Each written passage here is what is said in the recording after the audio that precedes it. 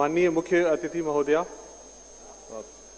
राज्य मंत्री संस्कृति भारत सरकार, माननीय तिवारी जी, राज्य मंत्री उत्तर प्रदेश सरकार, माननीय सच्चिदानंद Joshi ji, member secretary IGNCA, professor आचार्य जी, प्रोफेसर शास्त्री जी,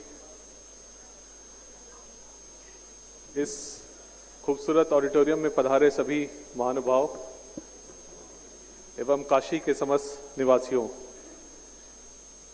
जैसी काशी की परंपरा है, एक बार फिर से बोलेंगे, हर हर महादेव।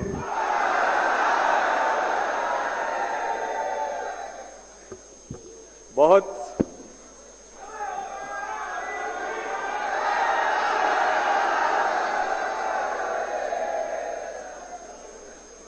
अब लग रहा है कि बनारस में आ गए हम लोग।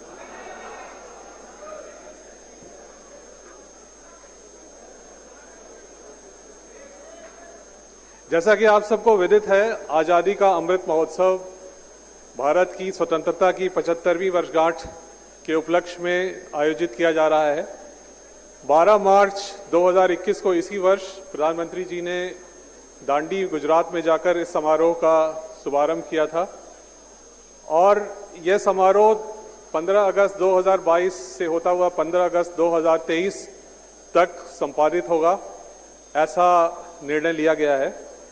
बहुत ही बृहद समारोह है, पूरी सरकार जन जन का उत्सव है और इसकी जो राष्ट्रीय समिति है उसके अध्यक्ष खुद माननीय प्रधानमंत्री जी हैं, जो आपके सांसद भी हैं, और इसकी जो क्रियान्विति होती है, नेशनल इम्प्लीमेंटेशन कमेटी, राष्ट्रीय क्रियान्वयन समिति, उसके अध्यक्ष माननीय गृह मंत्री जी श्री अमित शाह जी हैं।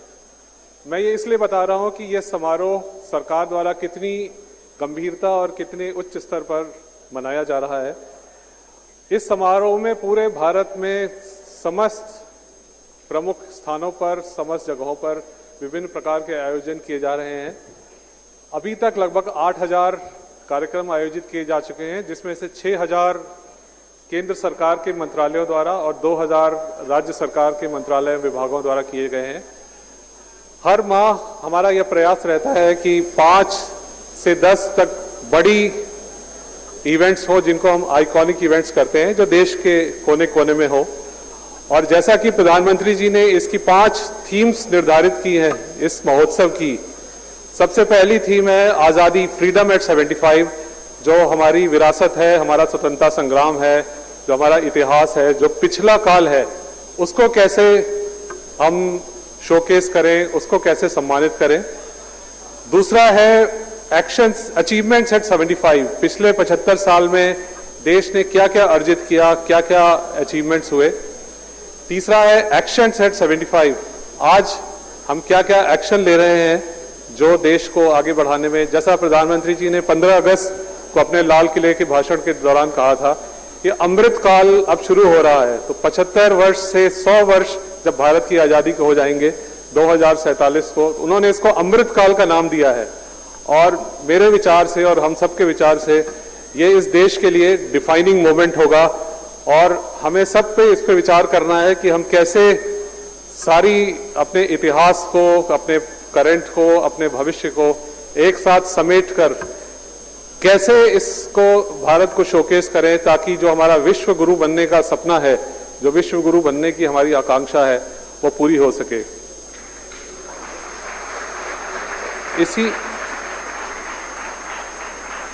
इसी आकांक्षा के तहत भारत के विभिन्न स्थानों पर, जैसा मैंने पूर्व में निवेदन किया, विभिन्न कार्यक्रमों का आयोजन किया गया है।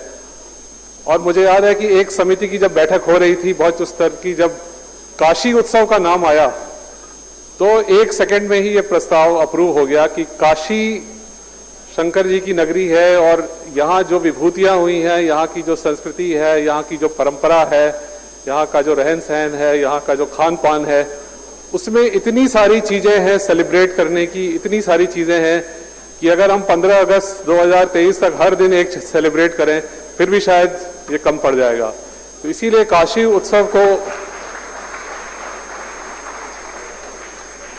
ये मैं इसलिए भी बहुत आत्मविश्वास के साथ कह रहा हूँ क्योंकि मैं यहीं पर पढ़ा हूँ। मेरी पढ़ाई राजघाट स्कूल बनारस और फिर काशी हिंदू विश्वविद्यालय की IIT में हुई है।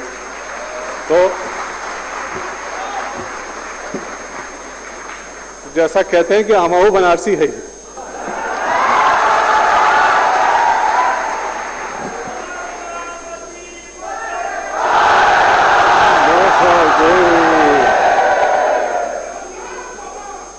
इसलिए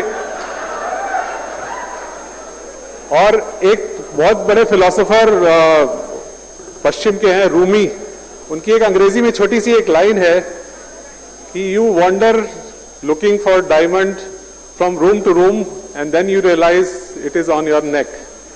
हम हीरे की तलाश एक कमरे से दूसरे कमरे में करते हैं, लेकिन अंत में जाकर पता लगता है कि वो हीरा तो हमारी गर्दन में ही लटका हुआ था। तो ये जो फिलॉसफी है ये काशी के लिए बहुत ही उपयुक्त है। हम पेरिस, न्यूयॉर्क, टोक्यो, लंदन और पता नहीं क्या क्या करते रहते हैं। हमारी मुख्य अतिथि जी विदेश राज्य मंत्री भी हैं, बहुत जगह जगह जाती हैं। हम लोग जब भी पूछते हैं तो पता लगा आज पेरिस में है, आज लंदन में है। लेकिन जो रूमी की जो कहावत है कि कितना भी हम ढूंढ लें, जो चीज भैया बनारस में है वो कहीं नहीं। तो इन्हीं सब भावनाओं को लेकर उच्च स्तर पर यह निर्णय किया गया कि काशी को सेलिब्रेट किया जाए और उसी की परिणति आज का प्रोग्राम है। कई बार इतना कुछ हो रहा है आपके शहर में, उसको मिस कृपया मत करिएगा कभी भी। हम जब पढ़ते थे बीएचयू में तो उस उस्ताद बिस्मिल्लाह खां जी का कार्यक्रम हो रहा होता था, एन राजम जी की वायलिन चल रही होती थी। हम उसको छोड़कर एक फटीचर सा कोई अंग्रेजी गाना सुनने चले जाते थे। कितना मिस किया हमने उसको। अब जाकर पश्चाताप होता है कि काश उस समय उस्ताद बिस्मिल्लाह खां के कार्यक्रम में सम्मिलित हो जाते, रविशंकर जी के कार्यक्रम को सुन लेते। छन्नू लाल मिश्रा जी आज हमारे बीच में नहीं है, आज प्रोग्राम में नहीं है, हमने बुलाया था उनको। किसी सर आपसे ज्यादा हमारा प्रेम इसलिए है कि उन्होंने हमें छठी कक्षा में म्यूजिक पढ़ाया था राजघाट स्कूल में, पर 1976 में हम उस हीरे को पहचान नहीं पाए। जब हमारे म्यूजिक टीचर वो अपॉइंट हुए तो हम उनकी साइकिल की हवा निकाल देते थे। हमको पता नहीं था उनके टैलेंट के बारे में, और इसीलिए शायद राग मल्हार छोड़ के हम आज सिर्फ राग दरबारी पर भी हम लौट आए हैं, और उसके अलावा कोई राग हमको नहीं आती है। मेरा सिर्फ ये कहने का मकसद ये है कि जो काशी में जो घटित हो रहा है, रोज काशी के कोने कोने में जो घटित हो रहा है, उसको अपने आप में समेटने का प्रयास करें। यही सबसे बड़ी काशी के प्रति हमारी सम्मान होगा, काशी के प्रति हमारी जो भावनाएं हैं उसको प्रदर्शित किया जा सकेगा। छोटी छोटी चीजें होती रहती हैं, उनको कृपया मिस न करें। और यहाँ की जो साहित्यिक विभूतियां हैं, जो 6 मुंशी प्रेमचंद जी, तुलसीदास जी, कबीरदास जी, संत रविदास जी, भारतेंदु हरिश्चंद्र, जयशंकर प्रसाद के आपने कामायनी का मंचन देखा, इन सब में जो हीरे छुपे हुए हैं उनको भी ढूंढने का प्रयास करें। और ये अंग्रेजी तो चलती रहेगी, पर जो ये है इसको सेलिब्रेट करें। और आप सब यहाँ पधारे, मुझे पता है आप किसका इंतजार कर रहे हैं, वो भी शीघ्र आएंगे।